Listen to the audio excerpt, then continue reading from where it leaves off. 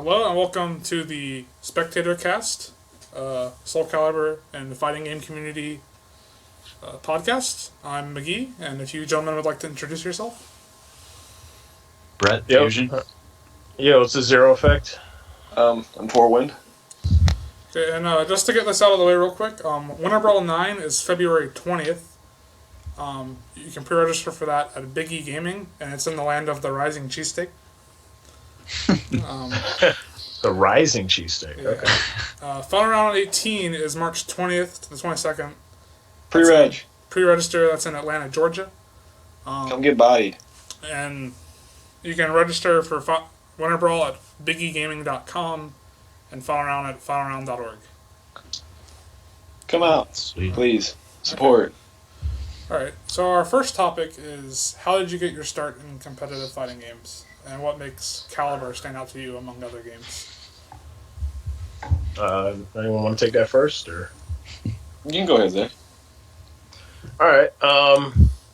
Well, I used to play in a lot of early Mortal Kombat 3, video store tournaments. But between then and about, I guess, 2008, I really didn't have any other games that I was focusing on until Soul Calibur 4 came out. So I got Soul Calibur 4, and a friend of mine randomly decided to go to this VG Expo, which is I guess it's more of a convention than a tournament in Philly. And we go there and we find out that Soul Calibur 4 is on the list. And so I just randomly enter with my real name. And I got, I think, 5th out of maybe 40 people.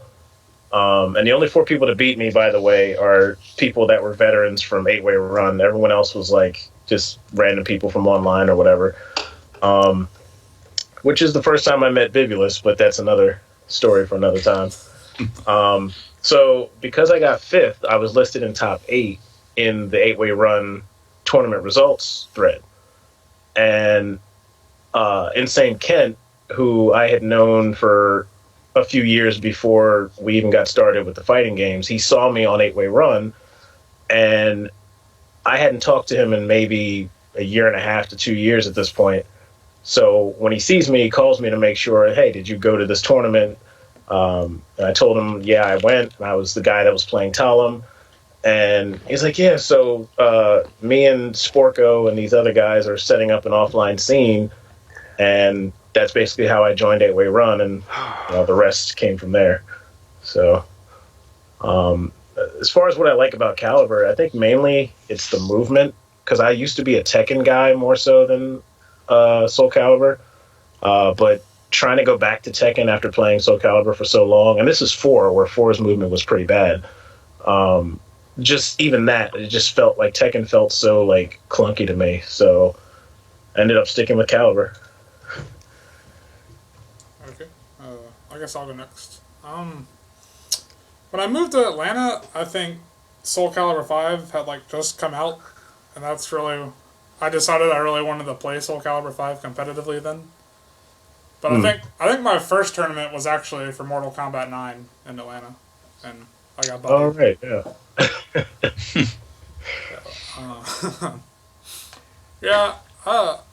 I think what makes Calibur stand out is, compared to a lot of other fighting games, it's a lot easier to just learn how to play. And Yeah, I can see that. So yeah, I forgot you used to play Mortal Kombat 9. I remember now seeing your Sub-Zero things. Fusion, you want to go? Oh man, you guys are talking about you started Mortal Kombat 9, all this new stuff. I started. Baby. I started in 2004. Well, to be fair, I did say MK3, which is 95. Well, yeah, I guess if we're talking about competitive gaming, I would say 2004 I actually learned how to play games. Right. But I mean, when I was a kid, I played Mortal Kombat 1 and stuff at arcades. That was pretty much the big thing back then. Just ask my mom for quarters, beg for quarters. Yeah. But no, I started playing Soul Calibur 2.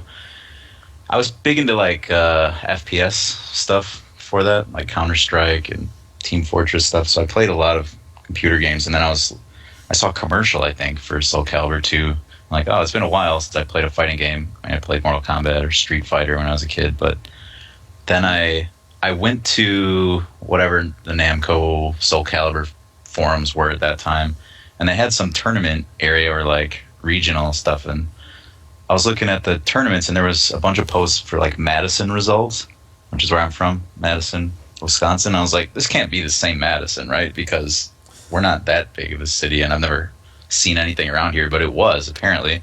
There's a bunch of people around here that played, so I looked them up and figured out when they were going to have their next tournament, and it was downtown, so I went there, and it was fun. There was a lot of people. I think I got 5th, too, and I'd only played against, like, the CPU before that, but it was crazy. It was, I mean, I couldn't believe, like, people had joysticks and stuff, and I'm like, this is unbelievable. They got their own custom gear and stuff.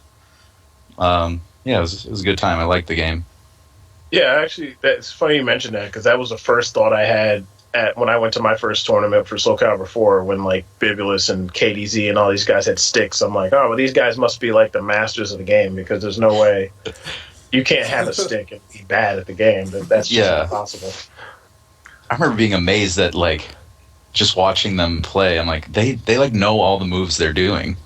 Like, this is crazy. They actually know what moves they're doing. Actually, like my very first offline encounter for Soul Calibur 4 was at that same tournament, but when they were playing casual, there was 2 people playing Cervantes, and they both kept doing, you know that move Cervantes has where, I think it's in 5, it's 4A plus B or whatever, where he teleports back and stalls and then flies. Okay. Yeah. Both players were doing the same exact move at the start of the round every time. The one player side must have did it like a frame earlier, because he always won the exchange. And I remember just sitting in the crowd watching, like, you would think that this player 2 guy would not do that at the start of the round. And this was before I knew anything about like frames and stuff like that. But I was just watching the guy lose the exchange every time. Like, maybe try something else. I don't know. Yeah. Maybe this tournament will be easier than I thought. I don't know. And from that point on, adaptation was made. Yeah. Yeah, and like in Soul Calibur 2, Guard Impact was free. You could just do it whenever you felt they were going to attack. Yeah. And I remember playing, I mean, most people, when I made it to about 5th, you know, we're all kind of mashers, but then I played against like Mateo or Jimmy or somebody, and it was like every move I did just got Guard Impacted. I'm like, how in the world do they know? Like, everything. I didn't even know I was going to do that. Like, they knew what I was going to do way better than I knew what I was going to do. It's crazy. Right. That kind of blew my mind. All right, I guess my turn. I guess it happened one fateful birthday, which my parents got me Soul Calibur 5, because my brother's like, hey, he likes kind of these games in a way, because I played a lot of Soul Calibur 2 at a little arcade booth at this old place that I used to go for laser tag as a kid, because it was a lot of fun. But yeah, and when I got that, I pretty much started playing the game more than I played any other game. I guess I got a little addiction. Yeah. And so yeah, in that way, I was like, wow, this game is really cool and everything. And so I looked up on YouTube to see other people's videos and everything like that. And then I got this. I see competitive things like I got this in 2003. I'm really late to this, but I saw I think it was. I don't remember what I saw, because it was actually a little bit after, because my birthday was February 4th, which is a little while back, but it was like, I guess around somewhere after CEO happened, and I watched this man known as RTD play. I was like, wow, he plays this character I play, because I always played Mitsurugi, because, you know, cool samurai guy, all neat and whatnot. So yeah, I watched him play, and I was like, wow, this is really cool. Like, this guy is really good. He's beating this dude named Cab, who, lo and behold, it has my name. I was like, wow, I want to be like this. So from that point on, I look for things to find information, and I found 8-Way, and I'm like, oh, this is really nifty. I looked at the wiki, and I'm like, I look at all these things, I'm like, what does this mean? Forward A. I'm like, what is A? There's no way. I'm like, that's guard. Yeah. And X. I was like, X. I was like, what is this? So and then I learned. So from that point, I talked to the community and I asked like, hey. And then I can't remember who linked me all the videos I watched, but I think it was P-Dubs. I think I don't remember at the time, but someone linked me videos and I watched. I think those are actually videos I watched to the very end, and I started to actually know what I was doing, and I was happy because my win rate went up and ranked. And then from that point on, back when ranked meant everything. when ranked meant everything. Yeah, and then it's like I want to go to an offline thing, and I found one of those which was in my thing, which was TFC. I was like, sweet, and that was the beginning of my offline adventure, and I am forever known as a fraud for the 2A plus B. It's a clutch move. It is the best move. So you, McGee You started with which Soul Calibur? Were you in 4 at all? I played 4 casually. Like I played with these 2 friends I had, and we would mash. And right. I thought they were good, and then several years later, I realized that they were trash. Like yeah, that's that coming of age story we all have had. Oh, that's right. Surprisingly, I actually did play 4 without me even noticing. I played at my cousin's house because apparently, my cousin actually was really good at this game, and I think he was in Ohio. They live in Ohio, and apparently my cousin actually did go to an offline thing. And I don't know if I guess I may have to go looking in the archives, but apparently he was really good with I think Siegfried. I don't know. Oh, I don't know any Ohio. Yeah, I might have to. Does anyone know? Actually, I'll look into this later, but because that's for another time. But that's when I did play 4. Now I remember. Okay. okay. All right. Cool. So what's next? How hard do you take your losses? Ooh. I'll go first. Usually, after I lose out in tournament, I get really emo for about like an hour to like 3 days, where I'm just like, oh, this game sucks. I'm never gonna be good. I should just quit now and save my time. Mm-hmm. And then I decide to stop acting like a girl and I start playing. Okay. Quick to the point. So I was waiting to see how long it would take for the first person to say anything along the lines of emo, acting like a girl, bitching out, that kind of thing. But the funny thing is, like, everybody does that at some point. Like, they might not vocalize it on Facebook, they might not YouTube it or whatever. Those that do, I think, have bigger problems. But like all the most confident players have done that at some point. So it's like, to me, that's just natural. Yeah, I think it's natural. But yeah, I mean, if you would have asked me a few years ago, I would have said I take them pretty hard, but not anymore. Not really at all. Like, it's just, that's where the end game is. Like, do you want to have nobody left that can give you a challenge? It kind of comes down to your philosophy. I mean, I don't want to, if I have nobody left that can even challenge me or beat me, then it's going to get really boring really fast. It's like playing a single player game in a way. Once you beat it on the hardest mode there is and whatever, it gets so stale. But the fun of this game is that it's hard, I think. So, I mean, I lose and I win and just keep playing for fun. The challenge of it. Yeah.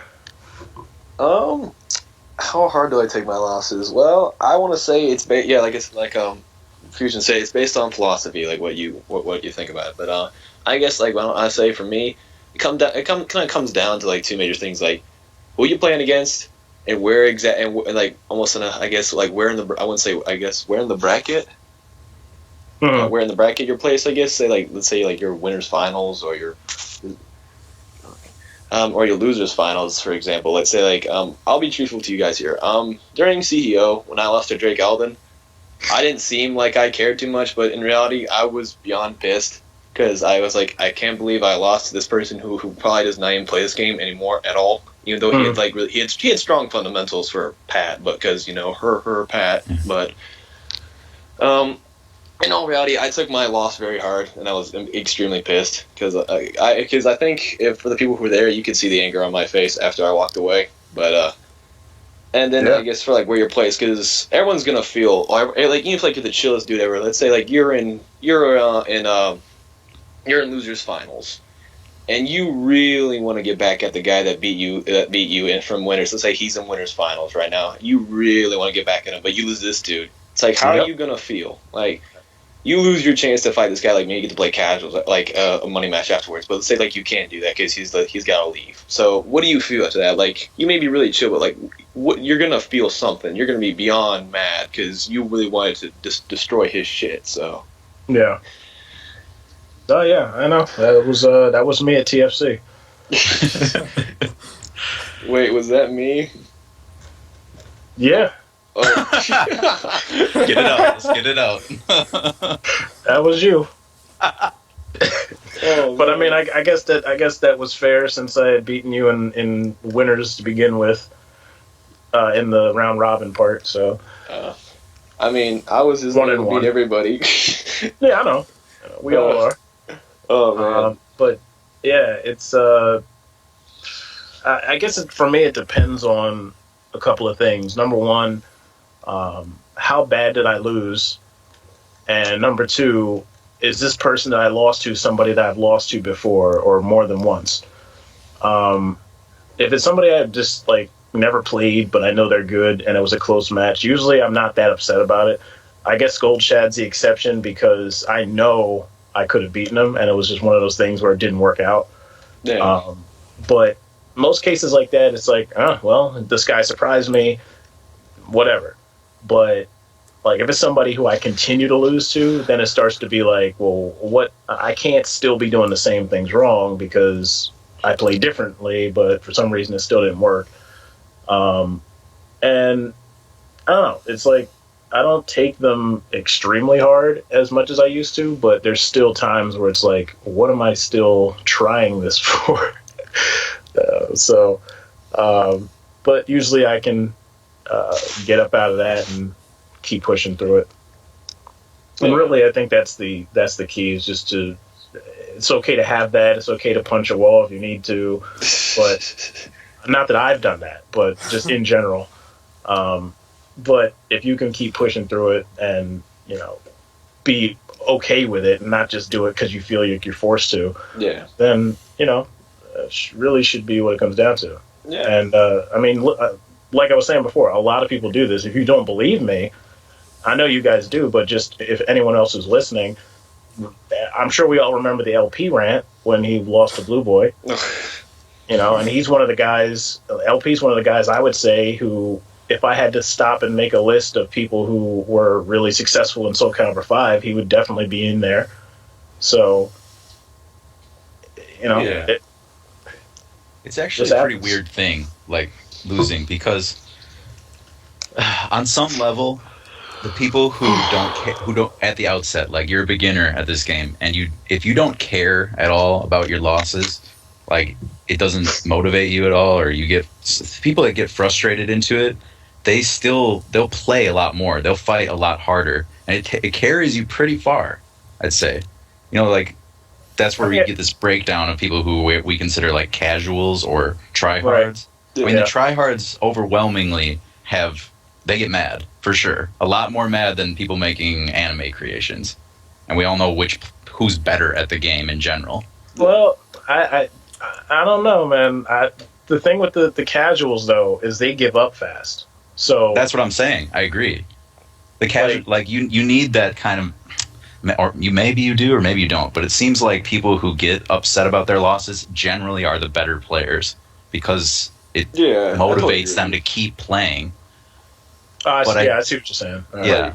I can relate to that thing completely because my first TFC 2013, I lost to Lopido, someone who does not even play this game. And I'm not even gonna blame the fact that I was using a weird button layout because I adapted to that, but I didn't really care. Like, I'm not gonna use excuses for my loss. I lost, so. But wait, in DOA you mean? Or no, it was in Soul Calibur. And he's a DOA player, Lopido. Yeah, I know. And he came and he played Soul Calibur, and I lost. Never really played Soul Calibur. Right. He did about one time, which was weird. For some reason, I don't even think that was Lopedo, because now that I think back to it, they look completely different. But I don't know. He could have gone through like a stage or something. But All right, so you lost to not Lopedo. okay, I lost to not Lopedo because this dude did not even have long hair. But the fact was, from that point, I was like, you know what? This is my first time. I'm gonna get better, and I did. I went to CEO, and I got fifth. And I was happy with myself and mad with myself from the previous thing I said where I lost to somebody. So, see, Colin might not get this because he started in 5 and he did CEO and TFC as his first tournaments. But I remember when I used to just be happy to not go 0-2. Like if I just won one game, like that meant I was progressing, and that was a long time ago. I mean, I can understand that. I understand that. But the only other thing I wanted to say is, so I mean, it carries you, I think, to a point though. Then you hit some limit where you're as good as you're going to get, and now the kind of like frustration and stuff actually makes you worse. Like when you take a loss, you start to play worse. You start to get upset, or people have their ego to protect, so they won't keep playing after a loss. You know, like there's some people in this community who are pretty good, but if they take a couple losses, they'll just leave. They won't play. They'll get frustrated, and it's holding them back a lot more than it's holding whoever's winning back. And I don't know where the balance is. Well, it depends. If they're leaving because their pride is hurt, that's one thing. If they're leaving because they know that while they're frustrated, they can't play better and they need time to cool off, then that's another. Sure. Yeah, that's totally okay. So, I know some people that do that where they just, I have to take a break now because even if I win the next round, I know I'm not going to be able to play like I would if I was calm and collected. Right.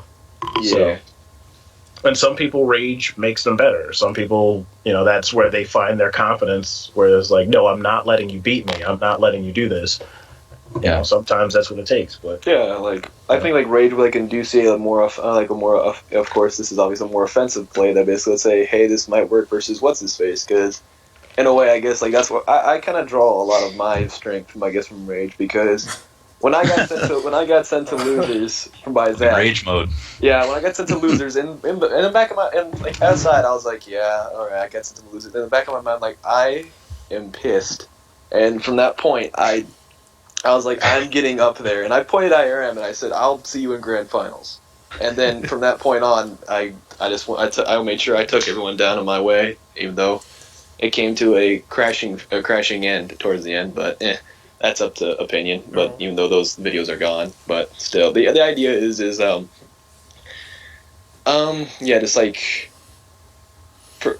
either take a break or just use it to your advantage, I guess. Yeah. But especially in tournament, I think just the fear of losing is such a strong force that it can totally ruin people's game. Where, if you're just playing relaxed and loose and you're actually enjoying it, you'll play your sort of normal ability. But I've seen a lot of people, they don't play at all like they normally would when in their tournament match, just because they're like, well, I don't want to throw this out, it's too risky. But because they're like, because I might lose. But normally, when you're just playing casuals or whatever, you might not make that guess correct, but you're still willing to do it because it's part of your strategy. Yeah, your flow. But tournament does things to people sometimes where they put their ego out there, like, well, I don't want to lose, number one, so I'm just going to not do what I normally would, and it's a disaster most of the time, in my opinion. Yeah, because I think if you don't play like you play, I understand what you the way you play maybe off safe, but sometimes it works because I said, just risk it. If you don't play like you normally play, I feel like that really offsets the person, because then they're trying to really trying to break themselves down into a way where basically I feel like this would be a smart way. Well, it's no. The thing is, because I think Hate said this. It's the way to adapt is to not adapt yourself to them, but make them adapt to you. Keep the way you're playing, but make it to where they will have to force themselves upon them to get to what they have to do to deal with you.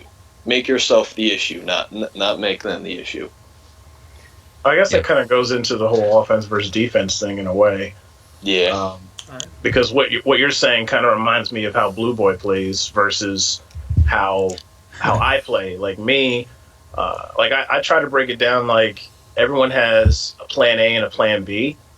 And in Blue Boy's case, I feel like he has a really strong plan A, but it's so strong that his plan B never really gets, like his plan B being adaptation. His adaptation isn't the best, and he'll even admit that if you ask him. But his whole game plan is to make you afraid of him, and if he can do that successfully, then you're doing the adapting, and he's the one dictating the pace of the match. I feel like I'm more the opposite. Like, I have to see what you're throwing at me first, and my adaptation is pretty strong, but my initial game plan is still not where I think it should be. Yeah. If I'm winning matches, usually it's because I saw something and I capitalized on it, and sometimes it might look dominating, but it's more just calculations based on what you gave me. Yeah. Yeah.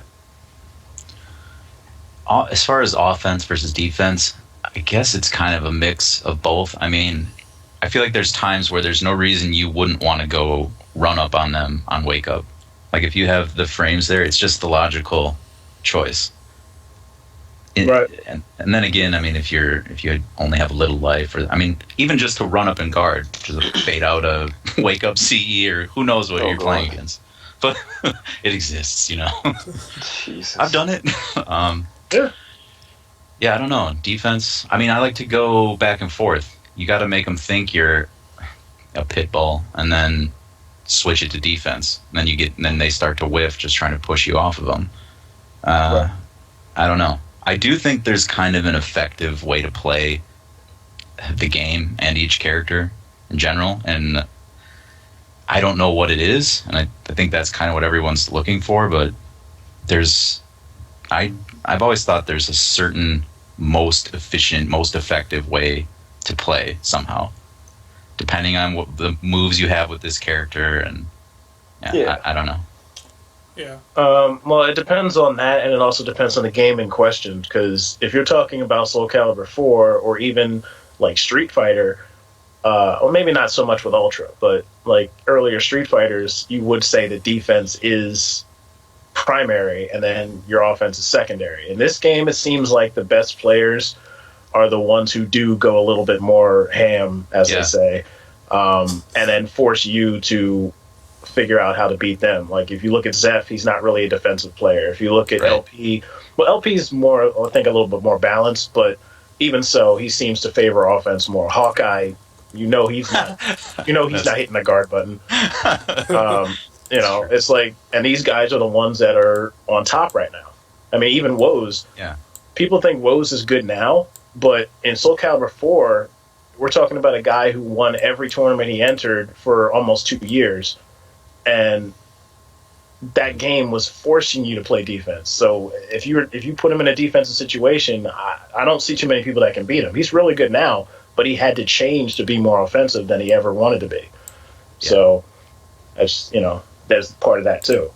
I think a lot of it has to do with the backdash nerf, where it's minus 20 on backdash. It's a lot easier to keep going forward and making guesses correctly than to keep backing up in a lot of situations. Right. Yeah. It's hard to get away, but backdash nerf, just guard. There's a lot of things. Yeah. Which is, I mean, there's a lot of people that were good at Soul Calibur that quit when that happened, which is so sad. Yeah. Just because, I mean, what's Soul Calibur 6 going to be like? There's probably going to be some changes, and you're going to have to learn something new. I mean, that's kind of the fun of it. Like, you're willing to adapt to other games, but you're not willing to adapt to ours? Yeah, it is weird. I mean, it depends, really. Like, some people who only play Soul Calibur and don't really play anything else, to them it is an entirely different game.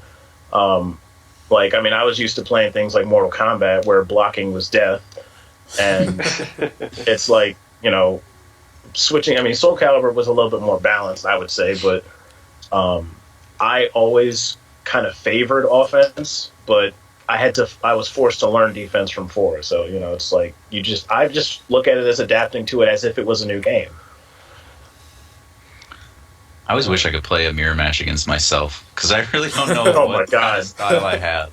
I've said that same thing every day. A mirror match with myself. Because it's hard to gauge myself from, other people I'm playing or videos. I mean, some people say I'm turtly and some people say I'm really aggressive, but it's hard to tell. I mean, for me, where I started, I remember getting run over by good players so much that I just learned to just hold the block button, try to figure out where I can get a little frame advantage. So I feel like I defend, but there's other times where it's like, I know this is going to hit, and then I know this is going to hit, so why am I going to stop pressing buttons? Right. I'm just going to go in. Yeah. All right. I think we're good for that topic. Yeah. Sure. Actually, how much time has gone by so far? Because we started a little like. I think about 20 minutes. Okay, because I have like almost 50 since we started at 8:30. Yeah. Okay. This topic is kind of going in with our next topic. It's kind of related. So Red Bull announced a Street Fighter Invitational they're doing with 16 of the top players around the world. Right now, Jan, Snake Eyes, Luffy, Nemo, Dokita, and Mego-san are confirmed. So what do you guys think about that? Are you hype? Or? I didn't even know about it. I don't follow Street Fighter too much. I mean, like, I guess I'm kind of hype about it. I don't really play Street Fighter, but I do like watching the tournaments. I like trying to figure out, because I guess to me, Street Fighter is the other game, the only 2D game that I can, like, analyze and actually see what's going on. Like, Marvel's just nuts, so... I agree. I mean, there's obviously some skill to it, but it's hard to really see where the skill is versus Street Fighter, where it's like, you kind of know what's going on. I think Marvel is a weird game, because I feel like in every other game, you can kind of... Like, even if you get destroyed, there's something you can kind of learn from each match you play. And Marvel, like, it would probably be easier to get through a brick wall by slamming your head against it than getting good at Marvel. Like, you don't know what happens. You came in, and you're getting lightning loop, and you're dead. You're watching a movie. You paid $60 to get killed by Zero 3 times. Like that. Right. Yeah, but like Street Fighter, I always like watching it. So, yeah, I guess I would say I'm hype about it. Okay. I think that's a really cool idea. I mean, because isn't this pretty much kind of like Capcom Cup in a way, where pretty much like they did this like almost like this in a way, except like not top 16. But like, I don't know how many people they had, but I do like this. I mean, is there any negativity about this, or is there something like super special about this besides the idea that basically they're bringing the top 16 and? I think it's kind of a lot of people think it's a big deal because, like, Red Bull did a lot for some other games that are staples of esports now. Yeah. So. I mean, I'm always happy to see any fighters, taking the stage, getting famous, because it's a good genre. Yeah. I mean, it's a genre that it's a very nice genre, but it's also one that people can judge extremely quickly. Like, they could use this, like, along with, like, FPS, they use this to, like, oh, this is why people are violent, this is why people are like, going out killing people. Like, no, it's not. Like, come on, people have some control over what they do. So, I mean... Does anybody know the prize pot for this? I don't know.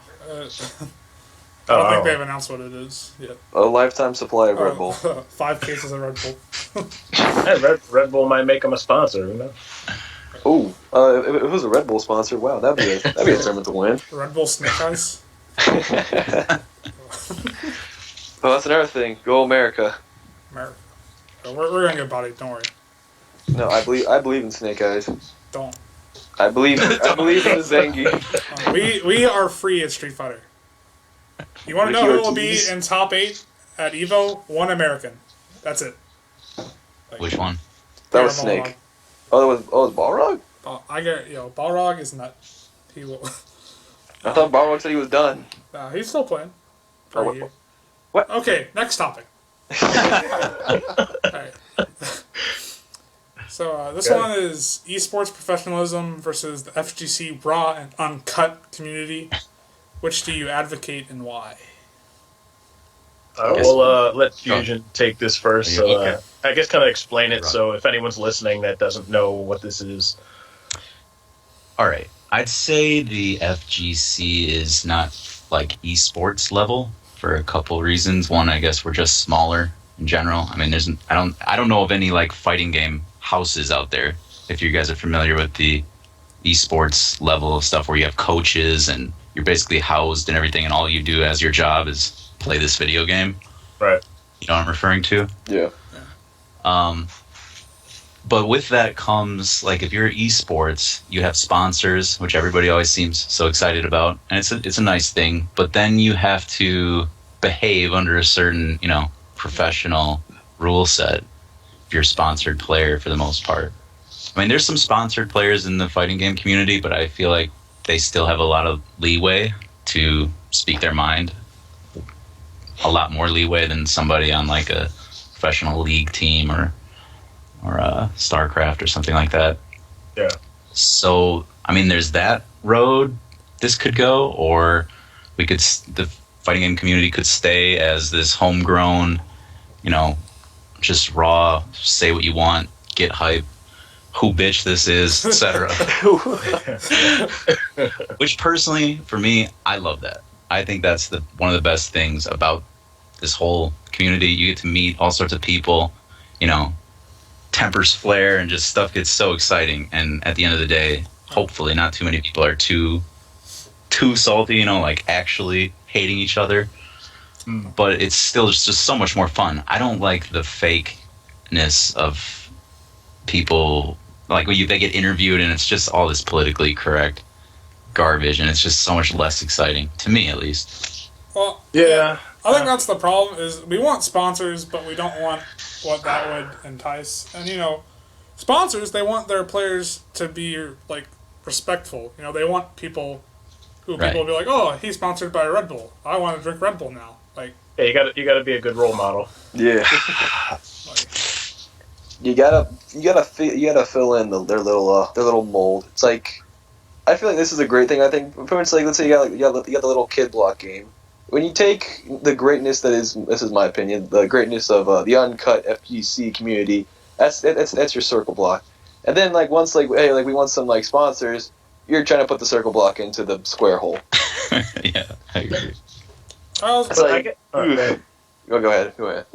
I guess the question that I would have is, because I don't know about Street Fighter because they tend to draw numbers, but one of the things with Soul Calibur and a lot of the 3D games and a lot of the less popular games is the fact that there's really little incentive to come out and join them. I mean, all right, maybe a few majors here and there like EVO, maybe NEC, Final Round, but for the most part, what I hear from a lot of players, especially ones that are known, is that if there's not a lot of money, if there's not a lot of competition, if there's not a lot of, attention focused on the game in question, then what incentive is there to come out and spend all this travel money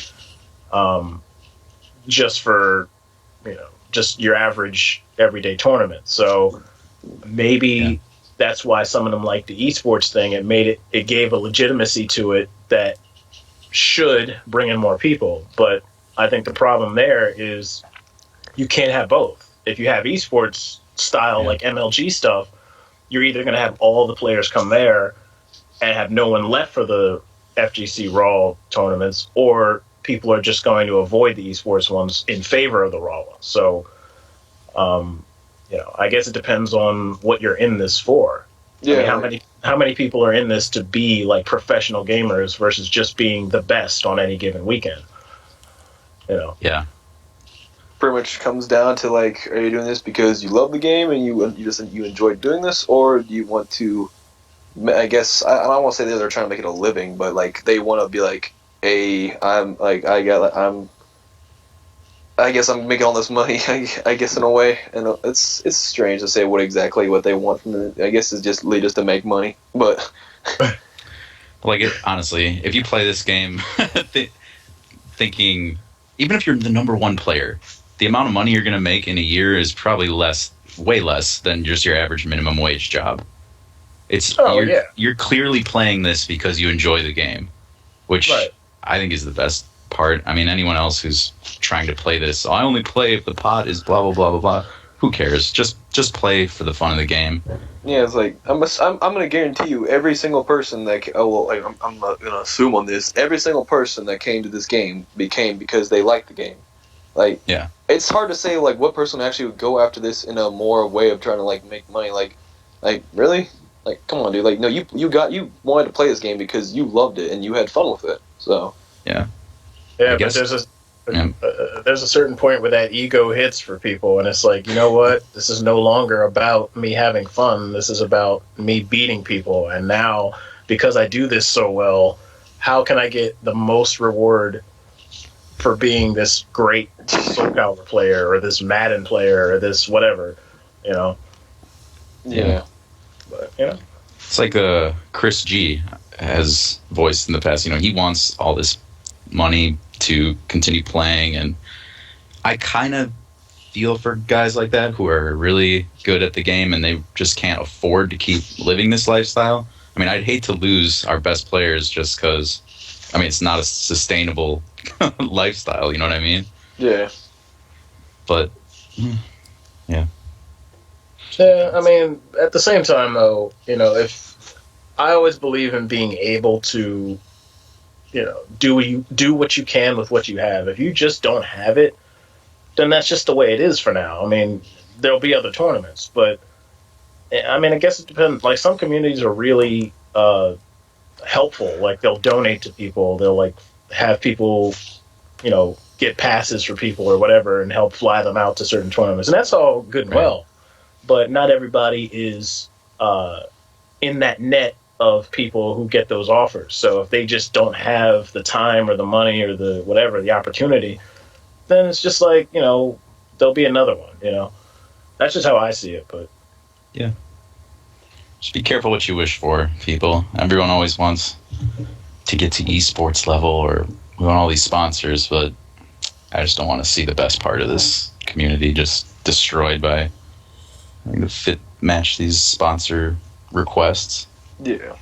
In a way, Evo's already, it's not, I don't know how strong into esports you mean. Like, I don't think it's ever going to be like League or StarCraft level. Yeah. Oh, God. But, Evo's kind of like the esports event anyway. So, it's too bad they don't have as much love for Soul Calibur, but... Yeah. I don't know. As Street Fighter keeps growing, it looks like, and I'm guessing there's some crossover where, video game, just in general, League is a video game, and there's going to be a video game scene, and there's got to be some bleed into the fighting game community where, in some ways, we'll benefit from the exposure that they get, and we'll get a shout out from them. Like, I even saw there used to be a StarCraft podcast or shows. I forgot the name of it. Damn it. But they had Chris G as a guest on once, and it was so ridiculous because all he did was complain. It's a really awkward interview. I'll look it up later, but it was pretty great though. And this is another thing. I was never at MLG. I don't know if any of you have ever been, but there's also an issue. Look, how much does it cost to enter these things? Like, you already said Evo was like, what, $70 this year for pre-reg? Yep. Imagine if it wasn't just Evo. Like, imagine if that was like one for every season of the year, where, it's not going to be like the Raw ones where we can pay like 30. Even 30 is high from when I started, but now you can pre-reg for like 30, and then an extra 10 for whatever game you're playing. It's like, I'm only bringing this up because you have people who are kind of afraid to come out to tournaments now because they see it as a waste of money since they're just online players or they just play with their friends. Imagine if the tournaments that were being held were like Evo level, but there was less of them. Like, trying to bring in new players, I think, would be harder. You never know. Some people see the money and go, all right, I'm going to play. Fuck it. But I just feel like it's hard enough to try to get new players in, especially once the game's been out for a while. True. It's nice to have tournaments at different scale, though. I feel like we have a pretty good mix now. There's locals, if you're lucky, and then there's, something in your region, and then you got just Evo, the mother of all tournaments. So I mean, it makes sense to have it a little more expensive. Plus, I mean, a lot of people, not a lot of people just live there in Las Vegas to go to this tournament. So almost everybody's traveling to it. So it's nice to have some compensation for those guys who are really good and able to travel. I think part of the problem is a lot of people, they want esports money, but they don't want the cost of esports, like the increase in how much a tournament entry costs. Like, there was this guy in Atlanta, Armando, who started running tournaments. And he posted this tournament he wanted to run. It was something for Street Fighter. And there was a $500 pot bonus, and then he was paying out top 8. And people refused to go to it because the entry fee was $20, or the venue fee. Like, a $10 difference, and people were like, oh, I'm not going. For a local that paid out top 8, there are majors that don't pay out. Most majors really don't pay out top 8. You also got to imagine where these tournaments are being located. Like, if you got to fly overseas, I mean, forget about just the entry fee. Yeah. I mean, right. You know. Although, I mean, if you're going to fly overseas, then you're at a certain level where I just feel like that cost is kind of on you. No, it is. It's always on you. But it's just that's that's just something to consider, though. Like, there's a lot of people who don't play video games who aren't going to be able to travel overseas to do what they want to do. Yeah. It's expensive to do that. Actually, that reminds me about something. Is for Soul Calibur wise, I'm pretty sure you guys are some of you aware of this, but Zeph and some of them had a plan to go to I think Republic of Fighters that they're gonna have soon. And like the thing is, like we I know we're not gonna try to bash French here, but it's just that we. Does that mean you're actually going to bash French? Yes. And you're just kind of okay, I'm just gonna be playing. We're gonna bash them. But, the thing is, we helped Gold Chat and some of them dudes come out to go to NEC. So it's basically like it's almost like we had to do it. Like, do none of them actually help each other out in a way? Because like I don't know if would they help us if we're trying to get over there. Like, do you guys want us to come over there, or are you afraid that you might not like the results of what happens when we come over there? I like that. It might. I mean, I think they all kind of live close together anyway. Like, yeah. France, England, Germany, like that. I mean, except for maybe Japan. Like, it's not really expensive to travel across Europe. You just hop on the train and yeah, you can be in Germany in an hour from France. I never thought about that actually. Yeah, I mean, I don't know what the etiquette is. I suppose. Yeah. Helping people travel anywhere is kind of a new thing to me. Back when in early like Soul Calibur 2, Soul Calibur 3 days, that was unheard of. If anyone wants to go to a tournament, it's up to them. They'll house you and stuff. There was always like, sure, you come into my town, we'll find housing for you if you can't afford. Just use your money to get here, at least. And then the internet was created. Yeah. All right, but I guess that the antics of what there is either A, they're scared, or B, I don't know, they just don't communicate well, I guess. I'm just gonna go with the assumption because you're scared, America. Are you gonna be there, Wind? I wish I could go overseas. Oh, damn it! You can't set it up and just be like, When is that tournament? No, man. I say words and have people do my work for me. I thought that wasn't until like July or even later, like September this year. Yeah, September is what I heard. Oh, I'm looking forward to final round if Kiev and all of them actually do manage to make it out. I'd be more than willing to play against them. That'd be nice. Lee jet lag. Lee jet lag.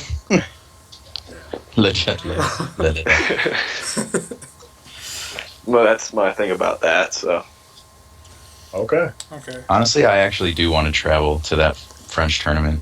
I think it'd be a lot of fun. One nice thing about playing these games is it gives you a good reason to go to a bunch of different places in the world.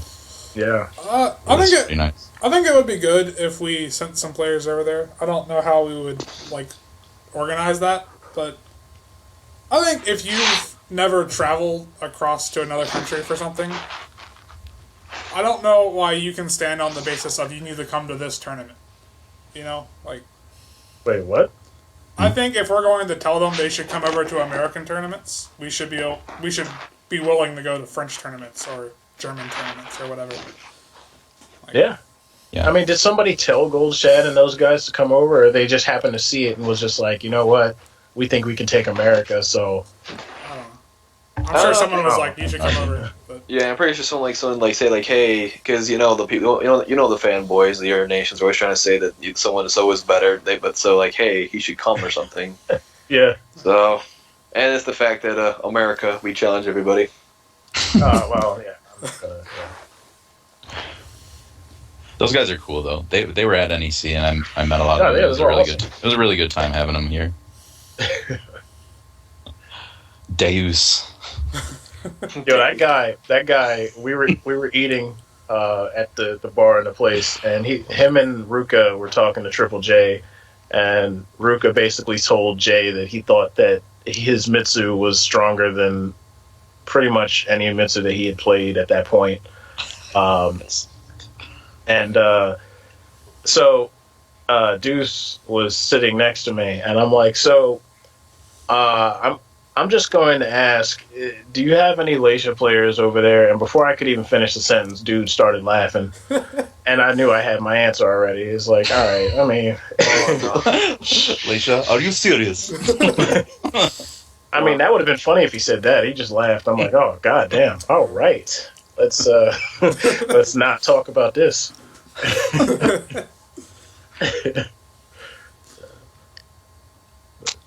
All right.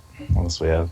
okay, this question was asked by Zeph like a week or so ago on the Facebook group. I thought the wording was kind of confusing, so I kind of cleaned it up. Do godlike players become irrelevant because they are no longer active? I wouldn't say irrelevant, but if they haven't continued to dominate or win like they have, then I guess they start to fall off.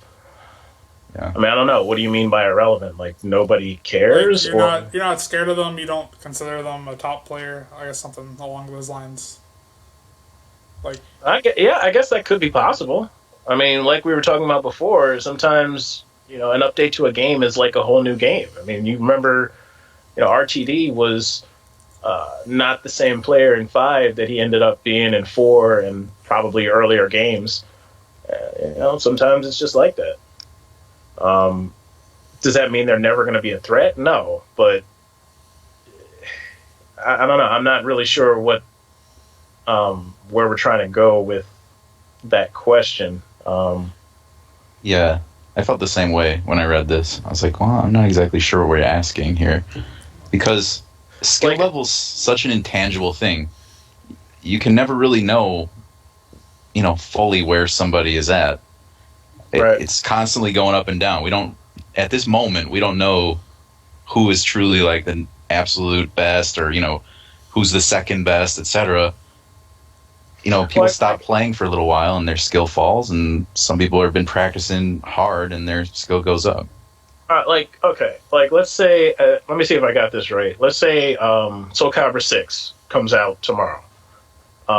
And for the next 2 years, I just do extremely well in this game, and I just start winning more tournaments than I lose. By the time Soul Calibur 7 or 8 comes out, if I'm not still, producing, should I be respected like I was in Soul Calibur 6? Should I be given the same kind of reverence? I mean, maybe respected on a fundamental level, but do you still predict me to be in top 3 and top 4 and top 8 if I haven't been producing like I was in the previous game? I think I see what you're saying, but I feel like I'm talking a lot. Anyone else want? I mean, it's an open question. I mean, I'm just trying to see if this is where we're going with this. Do you mean kind of like your skills are just more suited toward 6 and not 7? Is that what we're getting at? Well, just production level. Not so much my skills, but just if I'm winning a lot, and then the next game comes out and I'm not winning as much as I used to, should I be given the same... should people still be thinking of me as a top 3 or a top whatever. I mean, not in that game, not unless you're placing that. Right. That's what I'm trying. Okay, that's what I'm trying to say. Yeah. Because I look at it in terms of sports. Like, if you have a sports player, like a football player, who's really good one year, and then the next couple of years they don't produce like they did the first year, nobody's telling them, oh, well, he's still the greatest of all time. They're saying something must have happened. He's not, he might still be a good player, but the results are not consistent. Yeah. I'm guessing that's what Zeph meant. I'm not sure. Yeah, I think that's what he meant. I mean, I'm sorry if I didn't get it, but I mean, go ahead. I just was like really confused by the question, the way he worded it, like, because he started with like an example of him and Omega DR, and then he kind of went into something about like, is Omega DR still good? Like, would you be scared if Omega, or am I better than Omega DR because he doesn't play anymore?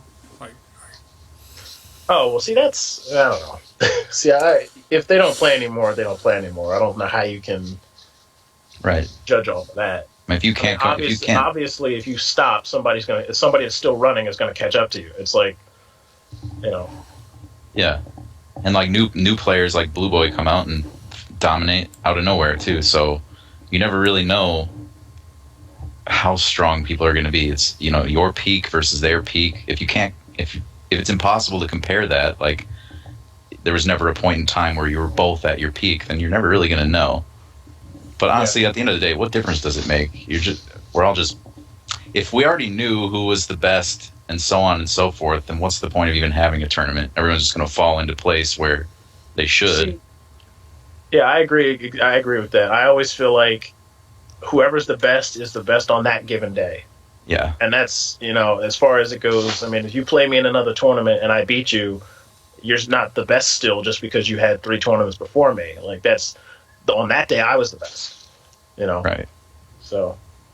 It's a weird thing. I always look at Smash as pretty much one of those games where everyone falls into place. Like, when I ever watch it, like, it's always coming down to the usual 4, like PPMD, Mango, Mewtwo King, and like Hungry Box, and that's it. Like, it has never changed every time I always look at there. It's usually like the order may change every so often, but it's rare that it will.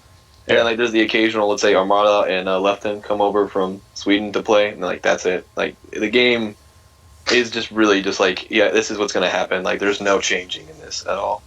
Maybe it's the wording. Maybe instead of talking about best, we should be saying most successful over a period of time. Yeah, I think you're right. It kind of sounds like we're trying to gauge whose success is more valuable. You know what I mean? Right. Like, which accomplishments were greater? Who knows? Right. I don't know. All right. All for that topic, I guess. Sure. All right. So next one. Okay. I don't really know which one of these I want to do. Okay. Is this game dead? If not, how much does the public perception of this game affect it? I guess I'll start on that. Is this game dead? It's hard to say. Like, the way like Soul Calibur is basically I want to say we're kind of like a big roller coaster. I mean, this is kind of typical for what I'm about to say. It's kind of typical, but like when we really work for it, we can pull out extremely large tournaments like Summer Jam, NEC, Final Round, all great successes, and like there was a large turnout. It was really good, and then we got a lot of publicity for it, like because we outdid like other games that are like, hey, they usually get more well known, and then there's some times where it's just barely anyone shows up. And it's just like, oh, Soul Calibur, okay, that's like it's just there. So it's like it's hard to say that like if we're dead or not. I feel like we're almost like. I'm trying to think of a really good way to give us an example, but it's like every so often we may need like a little wake up. Like we'll be dead for a little bit, and then we'll wake up all of a sudden to be dead again. That's why I kind of say like kind of like a roller coaster in a way. So. Yeah, I mean, I guess there's a seasonal thing. Like usually around December through March, from NEC to Final Round, things tend to be a lot more lively. And then around Evo Summer Jam, things tend to pick back up again. But between that, there's like a lull, and people don't. There's not as many tournaments that support it. First of all, and second of all, even if there was, there's just not as many people willing to travel for tournaments like that and prefer to be like at the bigger, more important majors. Is this game dead? I say no.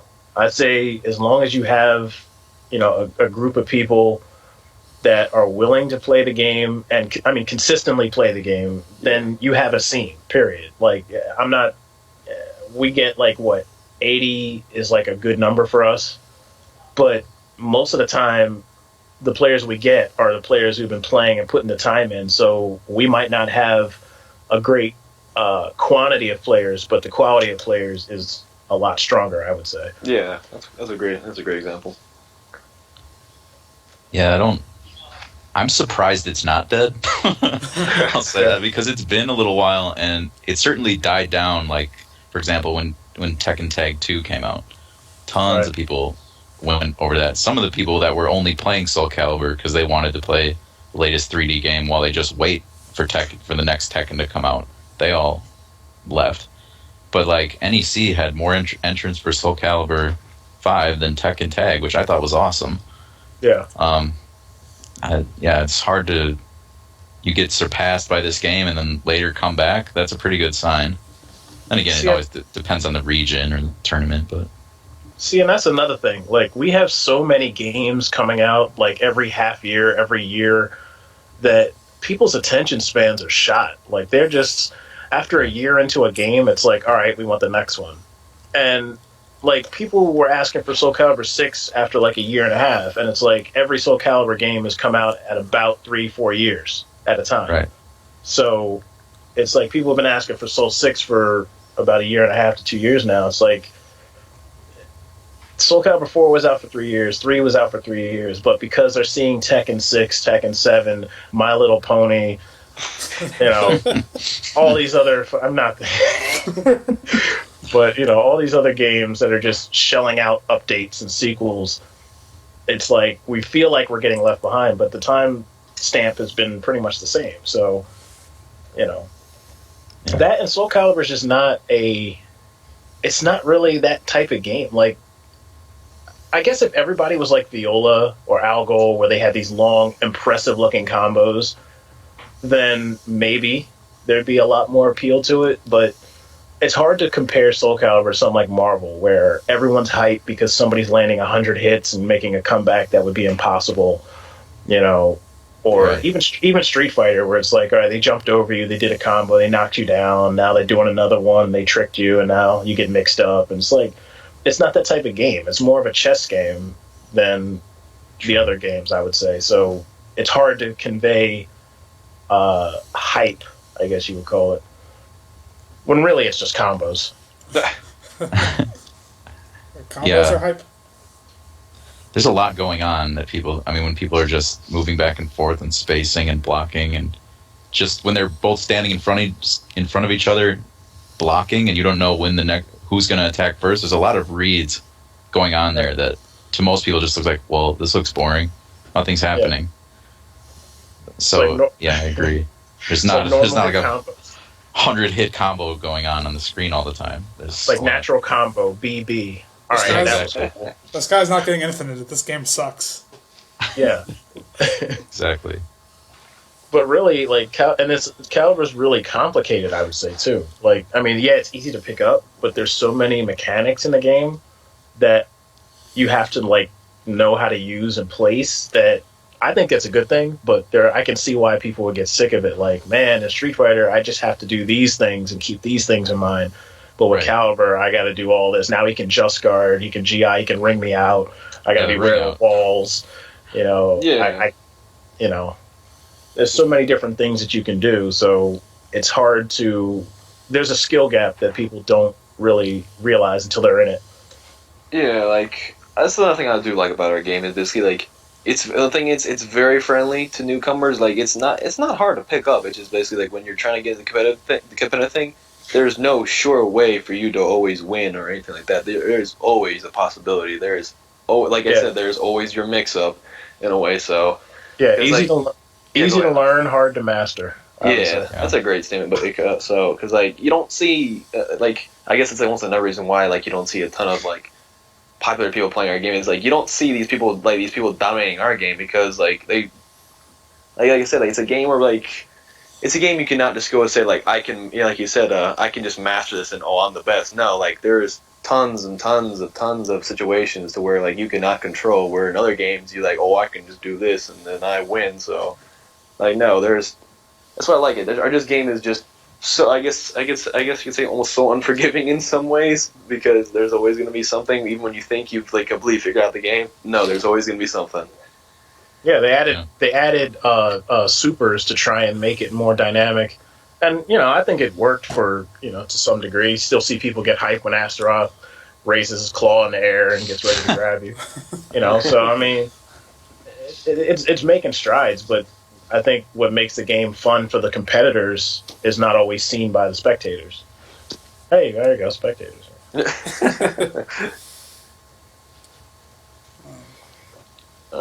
Any more about the topic, or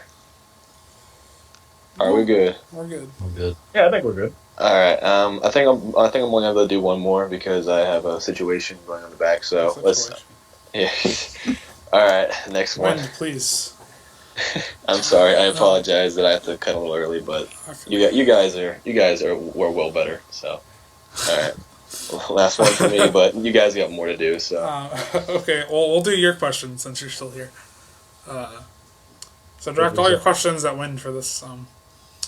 Would SC get more popularity if a more popular person streamed it? To some extent, probably. Didn't we have like Spooky stream a couple of Soul Calibur stuff? Yeah, we did in the past. We did have Spooky stream a few of our things. Mm. Are we talking about a regular streamer though? You know what I mean? Yeah, like a popular streamer. Like kind of like what I was like when I said this question is like versus like what we have is like I like kind of like what we have because sometimes we'll have P-Dub to do, we'll have Xavier do, we'll have the weekly thing that the Philly guys do. Like even like I don't know, someone can even come out of nowhere and make their own little offline thing. Like some people are trying to do that still. Like Menace is getting Louisiana, even though it's only him and Mystic Bill. But like there is just like I like all the things we can kind of grasp for. But I was also thinking like would it be better if we had someone like really popular like. You guys are all familiar with Maximilian Dude, are you? Yeah.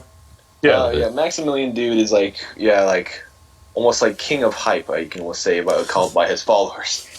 But yeah, he I guess since like he's so well known and he plays so many games, everyone likes him so much, and that's why there's so many fighters. But like during the time period that he played Soul Calibur, like the views on his videos were pretty high, and still like it's like wow, like we're getting a lot of publicity for this, but like would that be better? I understand? I guess in the way it would be better, but almost like it's just let's say like would he play it on like since he's like such a notable guy, he's not always going to be playing Soul Calibur. Like he's going to play it on like the off time or something like that. Because like I think I came into his one thing where he was doing a Soul Calibur anniversary thing where he was going through all of them. It's like hey, people are looking at Soul Calibur, right? And then so it's like.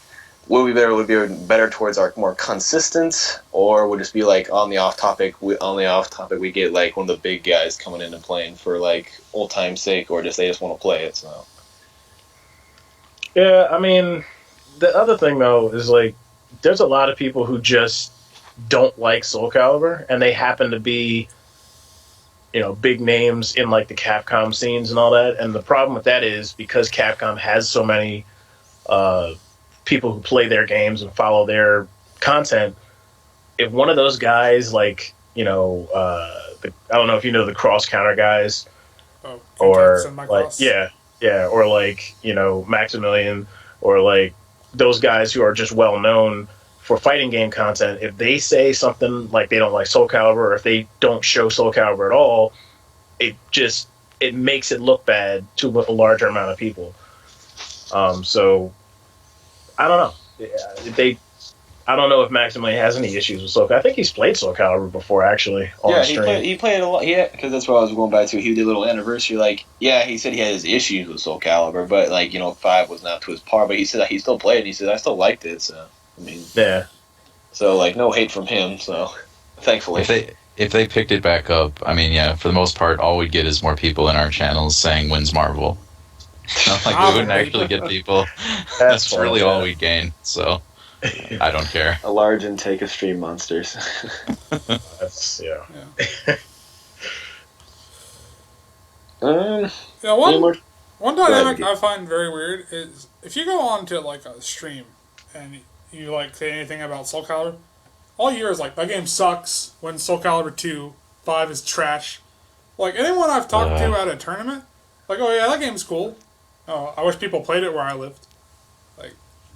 Yeah, there's the stream. You shouldn't really take the stream monsters' words very seriously. You can talk about the TFC experience, McGee, if you so desire. We were at Let's a see. TFC, and I think me and Wend were hanging out with IRM, and I was probably there. Oh yeah, I think Zach, you were sitting with us. We were talking about Soul Calibur, and then there were some like anime guys sitting next to us, playing anime, getting hype. Oh yeah, okay. And we started talking to each other, and a bunch of them were like, "Oh, I don't like Soul Calibur 5." Yeah, because they don't have Talon. Like, I feel so bad. We all that laughed. I feel so bad that the stereotypical whiny gamer for Soul Calibur 5 is we don't have Talon. I said the same thing. And it's just like, I just find it funny. It's like everyone misses Talon, and that's just become the joke. Like if you miss Talon, that's the sign of a casual scrub. Oh. Man, hearing IRM's laugh, this will set us all off. God, that was. Oh man. Oh yeah, there's a lot of comments out there just like, oh, this Soul Calibur was much worse. This one was the best. Blah blah blah. It's really annoying, and none of it is worth listening to or reading or hearing their opinion at all because they never learned how to play that game that they love anyways. Yeah. There's so many people who are like, oh, this game's better than this. Well, you never learned how to play either one, so what are you basing that on? Have these people... No, they're basing it off of how often they won. Of course, they really are, in their neighborhood. Because those games didn't even have online. Yeah. Oh yeah, I've heard multiple comments from basically people like, I think like one of the Facebook group, like some lady was complaining like, oh, you like, I'm sorry, the creation system allows you can run around with fuzzy dicks with your characters. And it's like, this character's disgracing. It's like, that's not the game. That's just the person going around being a jerk, and you're basing that off the game itself. Like that's a horrible way to base the game off of just because of what you see online. Who said this? It was on Facebook. Some dude posted this girl who like said that basically DOA takes a shit on Soul Calibur. oh yeah, and like just today. it was a really bad argument and because of what you can create in create mode. like basically like this game is disgraceful and like how This game is disgraceful. Their game has boob physics. That's an option in the menu. Boob physics. Exactly where I think it was just a worthless thing. Like people just making really irrelevant arguments to our game, and they're just gonna stick with that because they're extremely stubborn. So See, I don't even think that's real. That might be a troll attempt. I can't believe anybody would say a game is bad because it was somebody made in create mode. That just doesn't even sound. Oh, there's a lot of people out there. They run the gamut too. I mean, there's a huge disconnect between people that. I mean, you don't have to be a professional at this game to at least learn the moves you're doing, which is beyond what a lot of people are willing to do. I mean, there's just a community that looks at this game just from the artistic side of it. It'd be like saying chess is bad, and then you're only talking about the craftsmanship of the pieces. Like, this game's terrible. Look at these pieces. They're only made of plastic and blah, blah, blah. That's not the game itself, though. Right. You could be playing with, like, pennies and quarters and stuff. It's the strategy of it that I don't know what it is about people. People break down on this issue. You fall into one of two camps. You're either just here for the creation mode and stuff, and you never actually want to play the real game, or you go the other way. Yeah, see, I think YouTube and Facebook have made me jaded to these comments because I'm just like, I assume troll first until I read how they word things. If I read how they word things and it sounds like an intelligent human being, all right, maybe they're not trolling, but you know, nobody uses words like disgrace when talking about creation mode. It's like, what reasonable human being does that? Even if they're right. There's a lot of human beings out there. I said reasonable, though. Oh, man. But, yeah, I mean, some people do have, as far as, like, comparing games, some people do have their preferences, even if they knew how to play. Like, I know people who rather play 4 or rather play 2 or 3, but that's not the same thing as just, oh, this game sucks because I can't win anymore. Like, that's, you know. Yeah. If the guy just said, I hate it because Mitsu's brain dead, or I hate it because Astaroth can kill you in 2 hits, then all right, fine. I get it, they're a casual player. But Right. CAS mode, goddamn. I know. I'd have to see that post. Oh, you'll get a good laugh out of that. But all right, anything more to say about it? Not really. I guess that's it. All right, then you guys can finish up. I must go and take care to my life business. I will talk to you all later, guys. Okay. See you later. All right. And bye to everyone who's watching. Peace, guys. We can stop now if you guys want. I think we've been doing it for a little bit. Oh.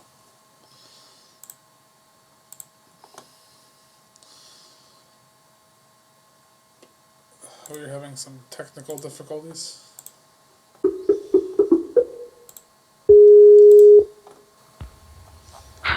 Shoutouts to Wind bodying the call. Owned. And GG. Hey. Can this be spliced together or whatever? Yeah, I can. Edit. No, we can go FGC raw and cut. No, that's Raw uncut on the fly. Blame Wind. Wait, so was that the end of the recording? No, or? Wind exited the call and he was the host or something, so it ended it. Oh man, GG's. I think we had been going for a little bit over an hour, so we could stop now if you guys want, or we could talk about these last couple of ones we have. I mean, how much time is left? I'm not sure. I could have told you, but then Wind ended the call. All right. So I think it's been at least an hour because it's been at least an 9:14. Probably I got about on the an hour call. 10. Yeah. Okay. So you want to do one more? Or You can do one more and then sign off. It'll be pretty awkward if it just ends. Alright, this is Wind Okay. signing off. Okay. I guess I'll have to edit this. Yeah. Unless that's too annoying. Let's just, yeah, blame Wind. That's what this episode will be called, Blame Wind. That sounds good. Okay. So this is the last one. How do you feel about coaching during matches? I don't mind. I don't mind it, but I could see where people would have an issue with it just based on the fact that Wynn's not here. I might as well use him as an example. When I was playing Wind at TFC in Winners, we were playing, and I would say the first game, or maybe the first round of the second game, I was pretty much destroying him. And IRM is standing behind him, saying stuff to him. And I can kind of hear it, but kind of not. And I just turned to, I think Cross of Ravens was standing next to me. I'm like, you see this? You see this? See this? Helping this boy out. And IRM heard me. He's like, yo, dude, you already know what you're doing. You're fine. And, You're fine. I'm Let me help you lose. Yeah. IRM. What a but scumbag. what ended up happening was after that, Win started coming back, and we ended up going 3-2, and it was a pretty close match. I ended up winning anyway, but it was just it was like, this is something he probably wouldn't have seen if IRM wasn't there, and I feel like it would have been on him to adapt, but on the flip side, it's up to me to adapt to what he's doing anyway. So, I don't mind the concept of coaching though. I've done it myself sometimes. There are a lot of people that don't like coaching, but I mean, they have coaching in professional sports, so I think it should be regulated to the degree. Like, you only get one coach. You can't have your entire squad, like, sitting behind you telling you what to do. You gotta pick one. Well, in sports, so you have a whole team, though. Like, it's not this. I don't think it's the same thing as coaching one person versus one person. Ping pong has coaches. Does it really? Yeah. Ping pong is intense, man. I stand corrected. Yeah, I remember something really funny. At Fun around 2 years ago, I think RTD was playing Hawkeye. And after the first match, LP started coaching him. Mm-hmm. And then they played, like, the second match. And then RTD stood up and said, "Where's my coach?" Well, I guess that's another thing. If one person has a coach and the other doesn't, that's kind of. He was winning, so he was just being funny. But I remember it was a. I don't know if it was Mortal Kombat or Soul Calibur, but it was a Black Mamba was playing somebody, and his opponent got a coach after the first round or the first game, and so Black Mamba leans over. He's like, "What are you guys talking about?" Like, just all up in their face, distracted him from trying to say what he had to say. He's like, "Oh, I want to hear what's going on. What are you guys saying?" But yeah, I mean, okay, for me, I look at it this way. I really don't even care what he's going to tell him. I want to know that I'm prepared to beat whatever they're going to do. You know what I mean? Like, hope if they make an adaptation, all right, then it's on me to make the next adaptation to counter that. You know what I mean? I really don't, and this kind of goes to the same thing. I don't really care who I'm going to play against either in the tournament. Sometimes people are pretty concerned about, well, I had to play this guy or that guy. I'm like, well, why did you enter this tournament? The amount of people who complain about pools, man. Right. I mean, I don't want to see a pool ridiculously stacked and then some other one super, super light, because I want as many good players to get to the top 8 as possible so that we can watch, really good matches. I guess from a spectator standpoint, yeah, but I mean, I don't want to see Carando in the top 8. That guy's terrible. Oh my gosh! I got to take a shot at him. Why? That's right. Why does everyone hate Carando? He's an idiot, and he talks shit. That's what he does to me, at least. Okay. And it's in this broken English and stuff. Carando, man, you suck. Just throw that out there. Shots fired. Anyway, back to broken the English. He's not American? No, I think if he isn't Mexican, he's like U.S. born Mexican or something like that. Oh. Maybe Cuban or something. I guess that's why he likes Lolo so much.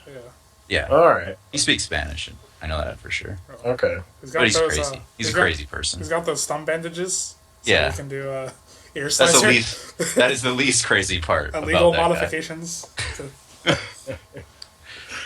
No, I don't know. Like, I just feel like if you enter the tournament, just be prepared to beat whoever you're going to play and whatever they're going to do, and you'll fall wherever you may against, Yeah. You got to beat what's in front of you, or else did you deserve to win this tournament? Absolutely. That's how I feel about it.